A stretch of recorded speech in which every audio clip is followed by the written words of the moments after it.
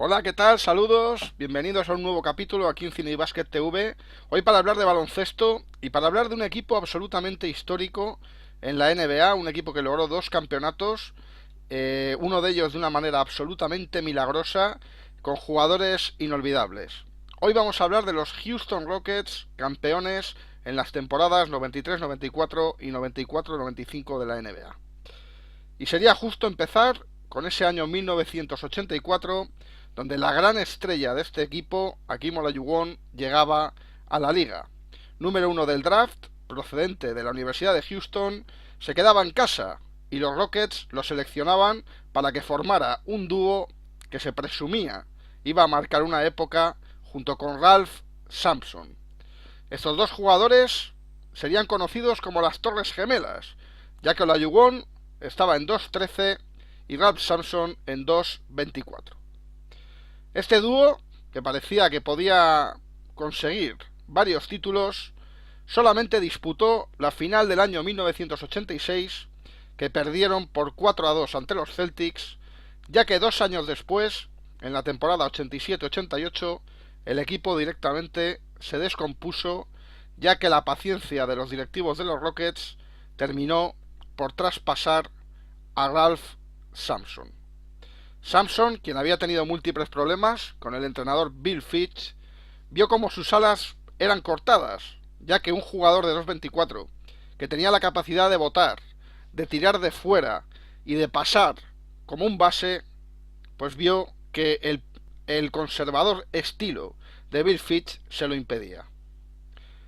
Las lesiones y posiblemente una falta de motivación hizo que Sampson fuera traspasado a los Golden State Warriors, junto con el base reserva Steve Harris, a cambio del dúo de estrellas del equipo de Oakland, Joe Barry Carroll, pivot, que había sido una estrella universitaria y que había sido elegido en el número uno del draft por Golden State en el año 80, y Eric Sleepy Floyd, el sensacional base anotador que reforzaría así el juego exterior de Houston. El fichaje de Carroll, la principal explicación que dieron los directivos de Houston al fichaje de Joe Barry Carroll, es que necesitaban un pivot para que, digamos, le quitara tanto trabajo bajo tableros a Hakeem Olajuwon. Esa temporada no sería tampoco demasiado exitosa y Houston terminaría cayendo en primera ronda ante Dallas Mavericks, el equipo de Mark Aguirre, Rolando Blackman, Derek Harper, en primera ronda de los playoffs. Al año siguiente, en la temporada 88-89, llega una pieza importante a Houston, Otis Thorpe, el magnífico ala pivot y gran reboteador que había hecho buenas temporadas en los Kings de Sacramento, llegaba para este sí aliviar de trabajo bajo tableros al genial Hakeem Olajuwon. Tras un inicio de temporada realmente sensacional de los Rockets, donde llegaron a liderar la conferencia oeste en un largo tramo, Houston cayó de nuevo en primera ronda de playoff, en esta ocasión ante Seattle Supersonics, equipo en el que destacaban el hombre X, Xavier McDaniel y Dale Ellis, un anotador letal. La temporada 89-90 fue bastante regular, tirando a floja a mala para Houston, pero consiguieron un refuerzo importante, un jugador que había sido una estrella en la Universidad de Florida, un tirador tremendo como Vernon Maxwell. Había fracasado en San Antonio Spurs, donde no había tenido la continuidad, y llegaba en un intercambio a estos Houston Rockets. Con el paso del tiempo, Vernon Maxwell se convertiría en un jugador importantísimo, un escolta puro, puesto que en San Antonio no había podido ocupar, ya que la mayor parte del tiempo jugaba de base. En esa temporada Houston, podríamos decir que la terminó con más pena que gloria. La temporada siguiente, la temporada 90-91, Houston se refuerza con un base que sería el base de los anillos, Kenny Smith. Kenny Smith, quien en la temporada 89-90 había sido traspasado de Sacramento Kings a Atlanta Hawks. Su situación de agente libre le hizo firmar por Houston. Se trataba de un base con una muy buena capacidad de salto, pero que destacaría sobre todo por su capacidad de tiro exterior. Tras una temporada mediocre, Houston terminó cayendo en playoff, eso sí, plantando bastante cara ante los Lakers de Los Ángeles. Y nos vamos a la temporada 91-92. Una temporada que marca, podríamos decir, el que va a ser el arquitecto de los Houston Rockets campeones. Y es que Rudy Tomjanovich, que había sido un mítico jugador en la década de los 70 del equipo de Houston, se hacía cargo de las riendas del conjunto de Texas, dado que Don Chaney, el que era el entrenador hasta ese momento, no había cumplido con las expectativas que sobre él se crearon en el equipo. Tras llevar un récord del 50%, Don Chaney fue destituido y sustituido en el cargo por Rudy Tomjanovich.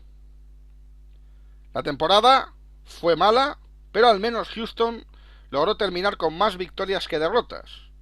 Pero eso sí, no jugaron playoff. La temporada 92-93, Houston incorpora a dos jugadores que serían importantes.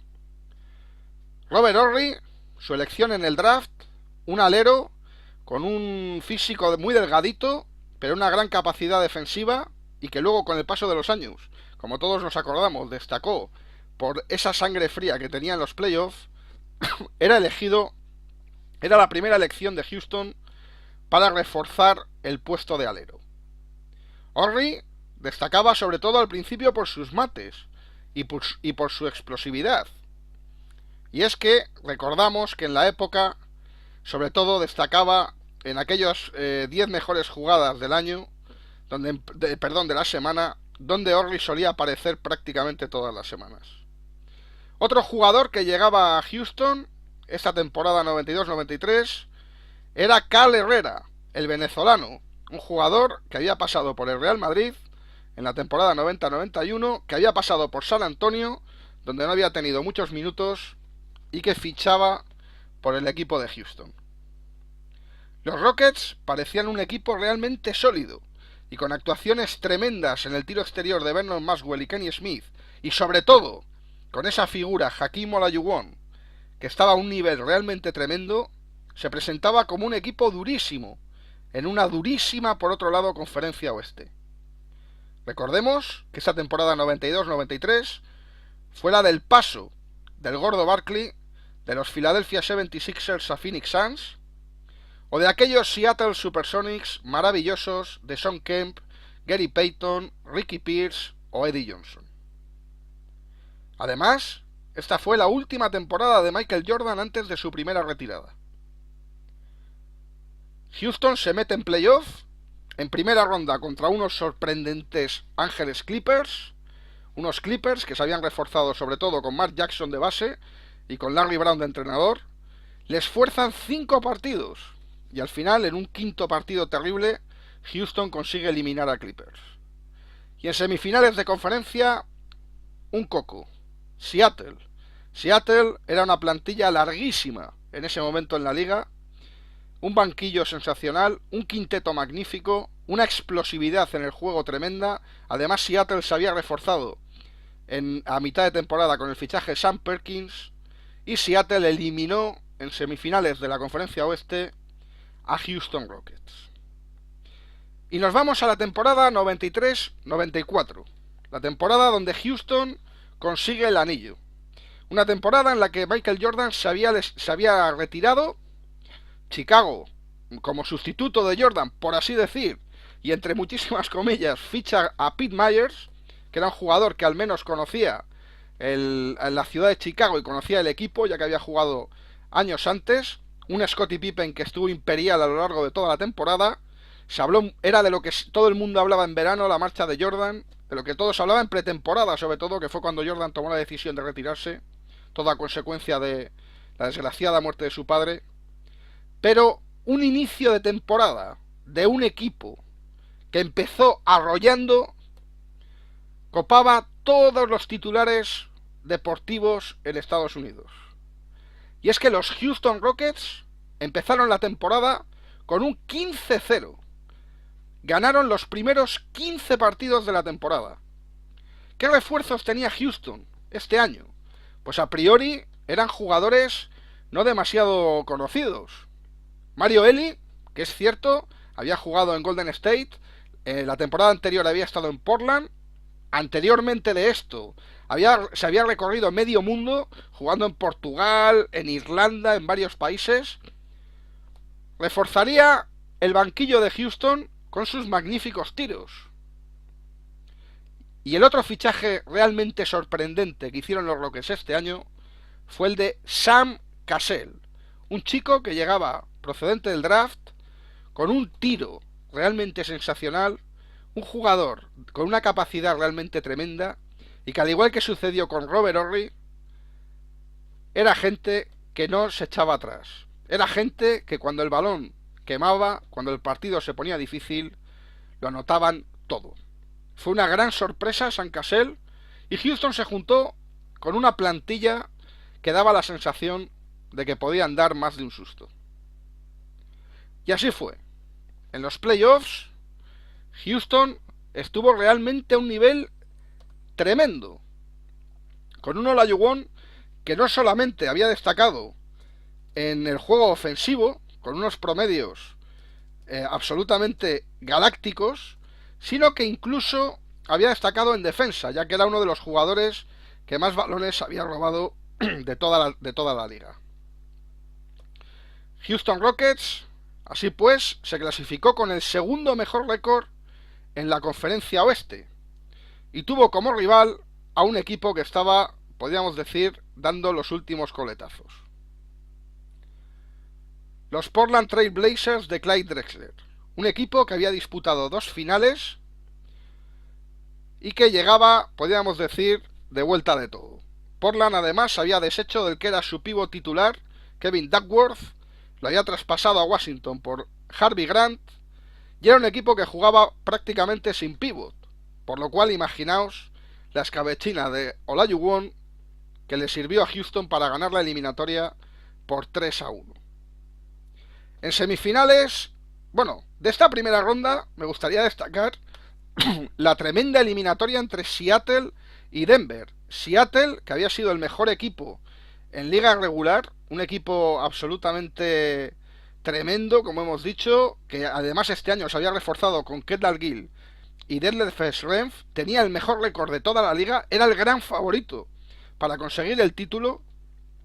Pues los Seattle Supersonics cayeron en primera ronda ante unos jovencísimos y pujantes Denver Nuggets. Unos Denver Nuggets donde destacaba aquel sensacional anotador Mahmoud Abdul-Rauf y qué decir del pívot defensivo Dikembe Mutombo. De esa eliminatoria en la que Seattle vio cómo le remontaban un 2-0 a favor, es famosa la escena de Mutombo, tirado en el suelo llorando con el balón tras haber consumado el milagro y haber dejado eliminado al equipo con el mejor récord, los Seattle Supersonics.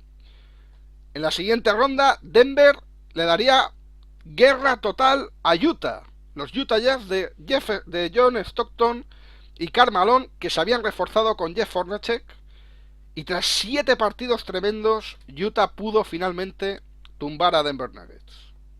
Pero el equipo del que hablamos hoy, Houston Rockets, se enfrentaba al otro gran favorito a conquistar el título este año, que eran los Suns de Phoenix. El equipo de la División Pacífico, el equipo de Arizona, llegaba con una plantilla tremenda. Habían fichado a Icy Green, de los Lakers, un gran reboteador. Phoenix era un equipo que el año anterior había disputado la final.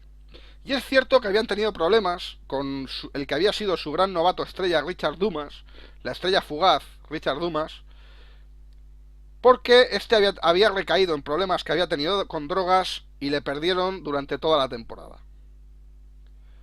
Ese problema para Phoenix, claro, tenían otros jugadores que podían cubrirlo, pero fue una baja importante. De todas formas, la plantilla de los Suns era tremenda, con Charles Barkley, Dan Mayerly y un genial Kevin Johnson. Tras una eliminatoria en la que Phoenix llegó a estar por delante de los Rockets, finalmente estos se terminaron imponiendo por 4-3. Pero ya decimos que fue una eliminatoria durísima. Fue una eliminatoria realmente terrible. Seguramente el dominio de Olajuwon en el juego interior fue el que marcó estos playoffs. Y Houston estaba en la final de conferencia, donde se enfrentaría a Utah. A Utah Jazz, el equipo, como hemos dicho, de Stockton, Malone y Hornacek. Pero Olajuwon no se iba a encontrar ningún rival en la zona. Olajuwon arrasó en esta eliminatoria. Houston además lo metía todo de tres, porque el sistema de Tomljanovic permitía que mientras las defensas se cerraran sobre Olajuwon, este doblara el balón y permitiera tiros exteriores. Mario Eli, Kenny Smith, Vernon Maxwell, Sam Cassell, Robert Horry, y Houston arrasó a Utah por 4-1. En el este se enfrentarían Indiana y Nueva York en una de las eliminatorias más duras de la NBA en aquella época, y finalmente los Knicks se impusieron en 7 partidos a los Pacers de Reggie Miller, de los Davis y de Rick Smith. Y ya teníamos la final servida. Y ya teníamos un duelo de pivots realmente tremendo. Patrick Ewing frente a Hakeem Olajuwon. Y una eliminatoria durísima. Cuando se habla de esta final, siempre se habla de una de las finales más feas de toda la historia. Una final en la que ninguno de los dos equipos llegó a 100 puntos en ningún partido. Pero fue una final de una intensidad tremenda. Hubo partidos que se decidieron, por ejemplo, Sam Cassell decidió uno con un triple a falta de 20 segundos. El mítico partido del triple de John Starks que puntea perfectamente Hakeem Olajuwon. Fue una eliminatoria terrible. Patrick Ewing y Olajuwon dándose de todo menos regalitos. El banquillo de los Knicks con un Anthony Mason que se dedicó también, pues eso, a repartir.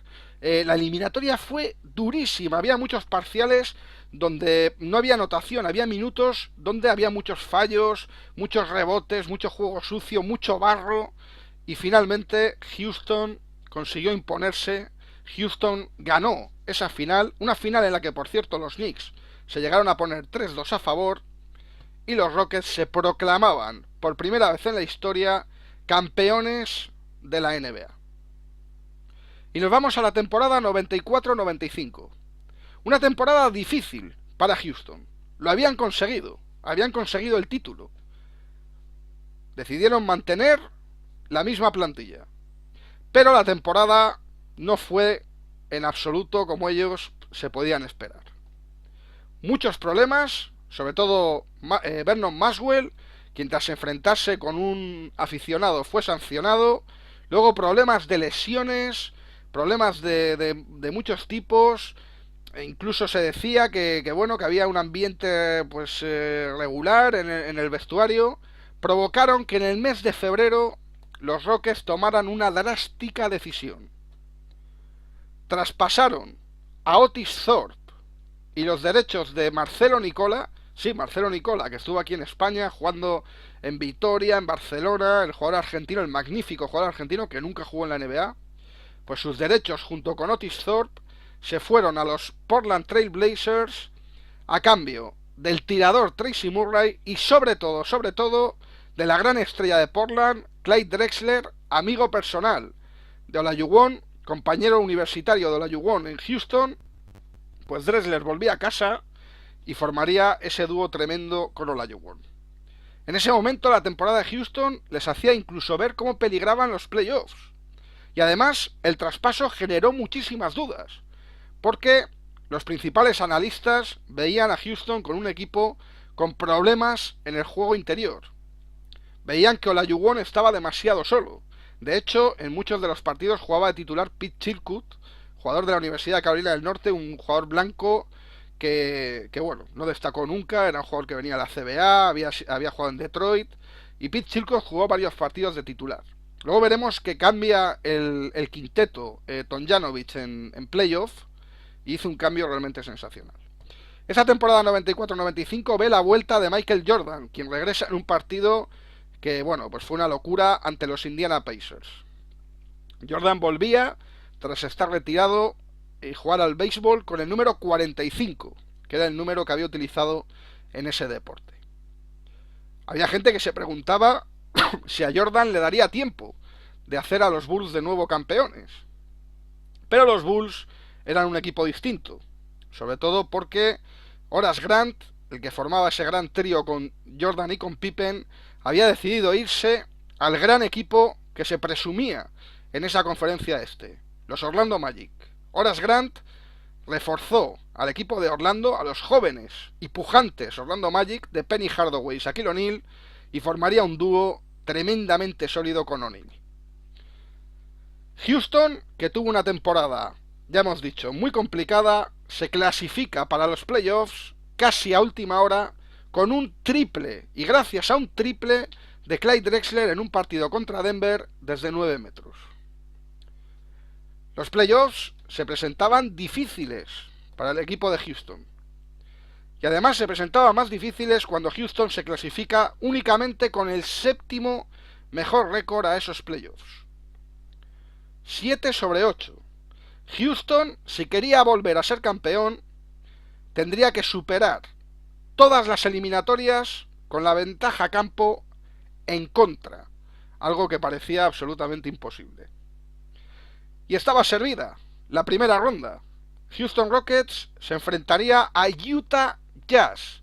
Utah Jazz, que había hecho una temporada tremenda, había batido un récord de la franquicia, incluso creo que de la liga, de victorias consecutivas fuera de casa, con un Karl Malone que estaba a un nivel inmenso, con un John Stockton realmente sensacional, Hornacek metiendo todo, pero con un problema grande, con un gran hándicap estos Utah Jazz, y es que Felton Spencer se había lesionado y había provocado un tremendo agujero en el equipo de Utah, que había tenido que utilizar a Tom Chambers de titular, un jugador ya tremendamente veterano, y sobre todo, tuvieron que fichar al británico y jugador todavía más veterano, James Donaldson, al que conocerán bien los seguidores de Sevilla, ya que estuvo en el Caja San Fernando en la temporada 96-97. James Donaldson había jugado en Dallas años antes, era un pívot, pues sólido, digamos, pero ya estaba muy mayor y era el pívot titular de Utah Jazz en esta eliminatoria. Además, en esta época se decía que el puesto de 3, que no acababa en Utah de funcionar el alero, porque probaban distintos aleros, estuvo Benoit, estuvo Walter Bond, el novato Watson, en fin, parece que Utah pues todavía estaba formando la plantilla que, por cierto, 2 años después disputaría la final.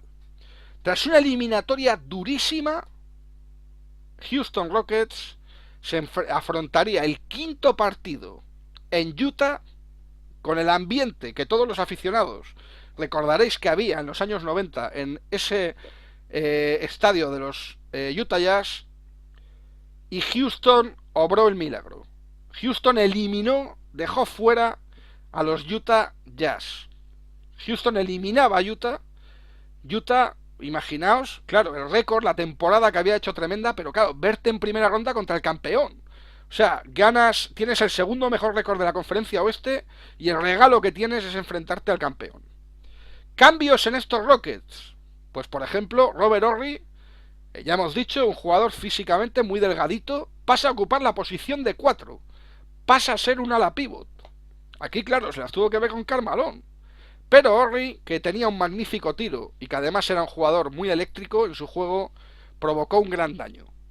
Además, sorprendió la capacidad reboteadora sensacional del propio Horry, quien estuvo en 10 rebotes por partido en estos playoffs.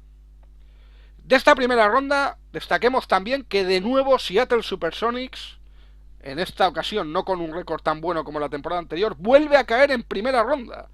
Y en este caso cae ante los Lakers. Los Lakers, que era un equipo que estaba pues con la época, digamos, esa transición en la que se encontraron con jugadores en el draft magníficos. Jugadores como Eddie Jones, que este año era novato, hizo una gran temporada. Nick Van Exel, un base tirador magnífico. Anthony Piller, Cedric Ceballos, Divac, en fin. Jugadores, una mezcla de jugadores jóvenes que estaban realmente bien. Y Lakers eliminó a los Seattle Supersonics. Imaginaos el batacazo para Seattle, ¿no? De nuevo. Y nos vamos a la semifinal de conferencia.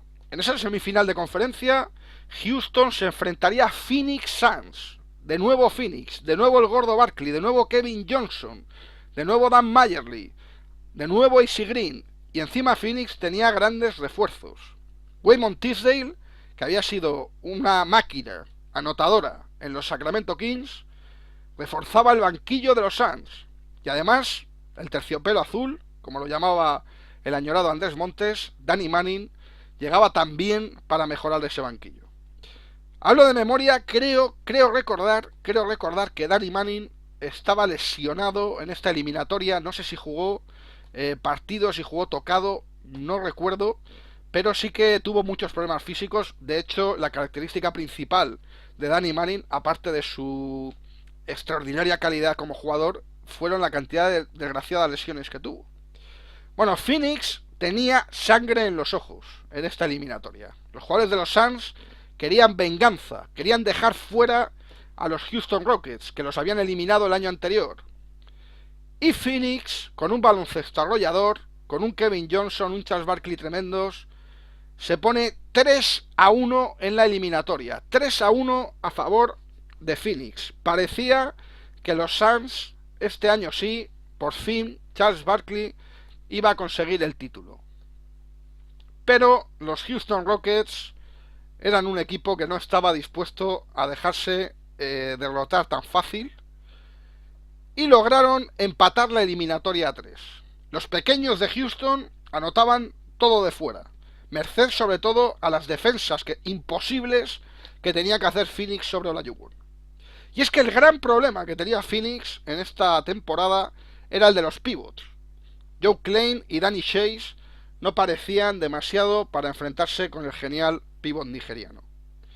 Y el séptimo partido fue dramático. Fue dramático el séptimo partido.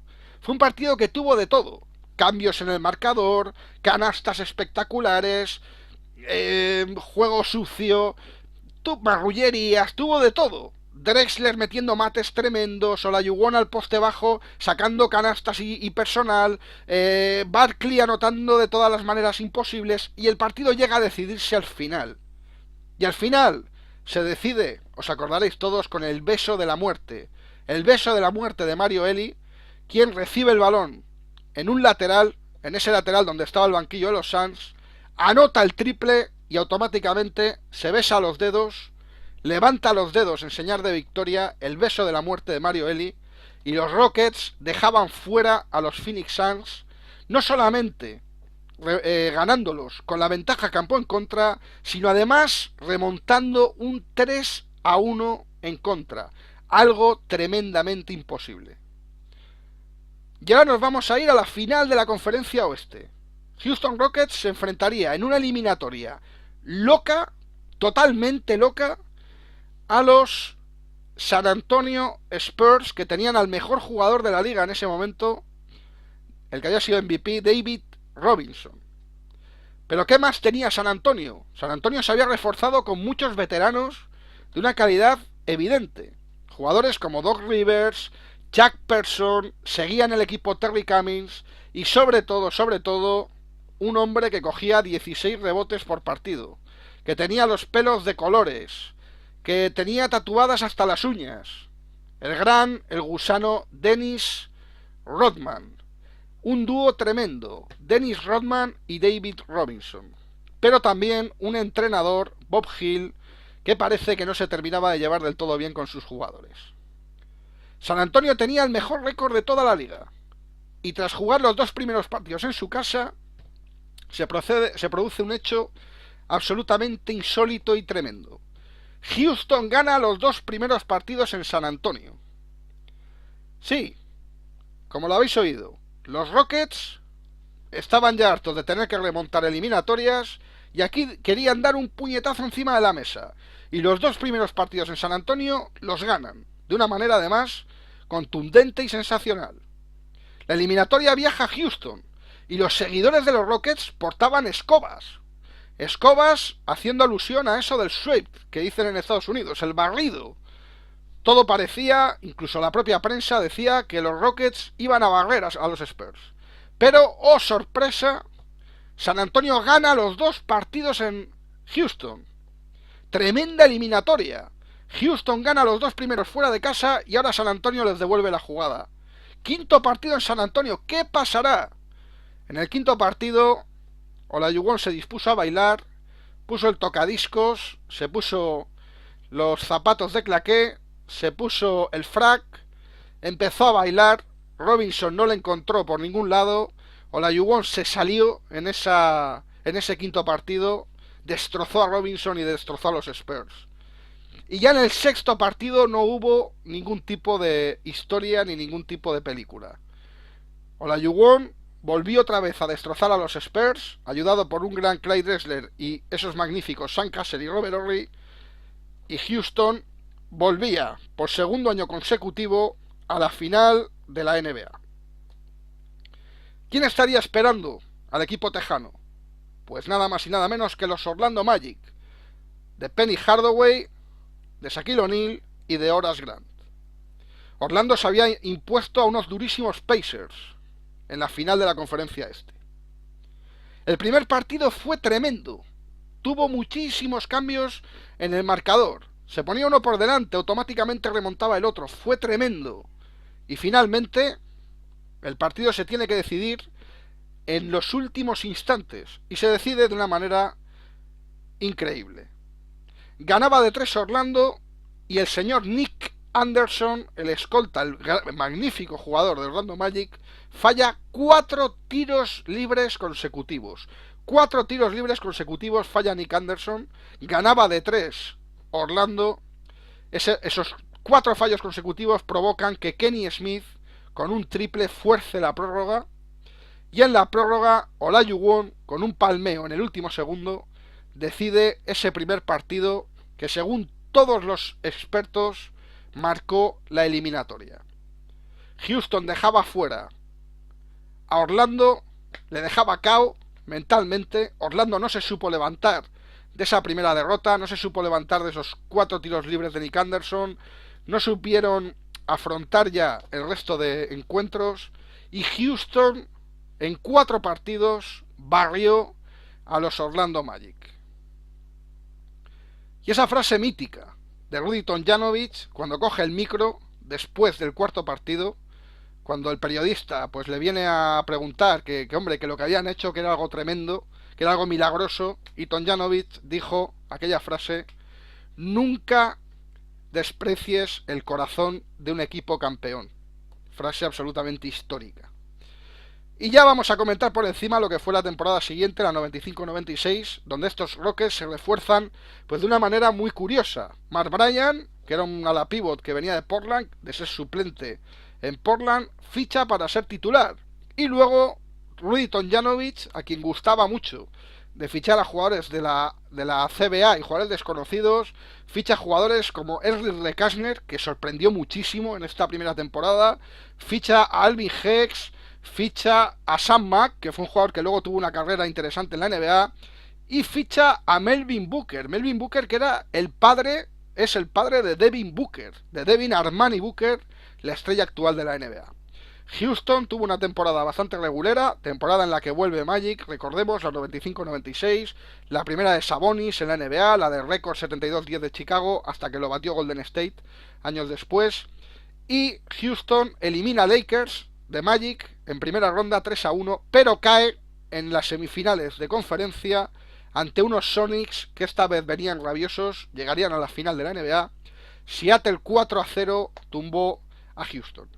Al año siguiente, ya sabéis, Houston decide cambiar el equipo entero y Charles Barkley llega en un traspaso en el que ya se marcha Sam Cassell, se marcha Robert Horry, se marcha Chucky Brown.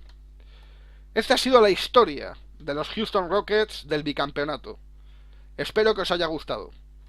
Un saludo y muchas gracias.